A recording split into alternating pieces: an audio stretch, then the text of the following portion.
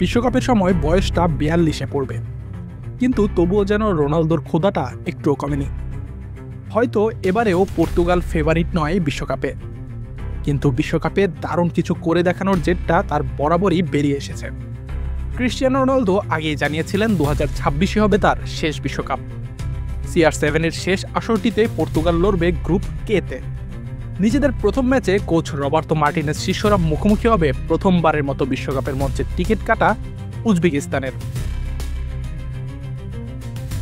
যুক্তরাষ্ট্রের ওয়াশিংটন ডিসির John F Kennedy সেন্টারের পারফর্মিং আর্টস ইনস্টিটিউটে ২০২৬ বিশ্বকাপের ড্রতে আলাদা নজর ছিল পর্তুগালের গ্রুপিং নিয়ে।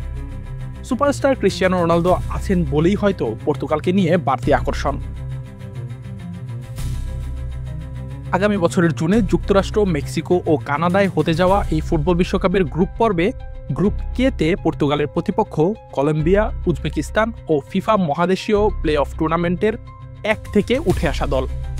ফিফা মহাদেশীয় প্লে অফ খেলে কঙ্গো, জ্যামাইকা বা নিউ ক্যালেডোনিয়া মধ্যে যে কোনো একটি দল এই গ্রুপে জায়গা পাবে।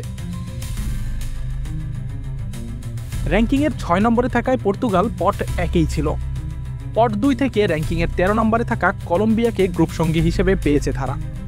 আর পট ৩ থেকে পর্তুগাল ও কলম্বিয়ার সঙ্গী হয়েছে এশিয়ার প্রতিনিধি উজবেকিস্তান। র্যাঙ্কিংয়ের ৫০ নম্বরে থাকা দলটি এশিয়া অঞ্চল থেকে প্রথমবারের মতোই বিশ্বকাপের টিকিট কেটেছে। আগেরবার এই গুঞ্জন থাকলেও রোনালদোর এটি যে শেষ বিশ্বকাপ তাতে সন্দেহ নেই কারো। শেষের যাত্রা শুরুটা দারুণ কিছু দিয়ে করতে পারলেই হয়তো ভক্তদের বড় কিছুর স্বপ্ন দেখাতে পারেন CR7। নামটা যখন রোনালদো, তখন কোনো কিছুই হয়তো অসম্ভব নয়। আশিকুর রহমান শান্ত, ডি স্পোর্টস।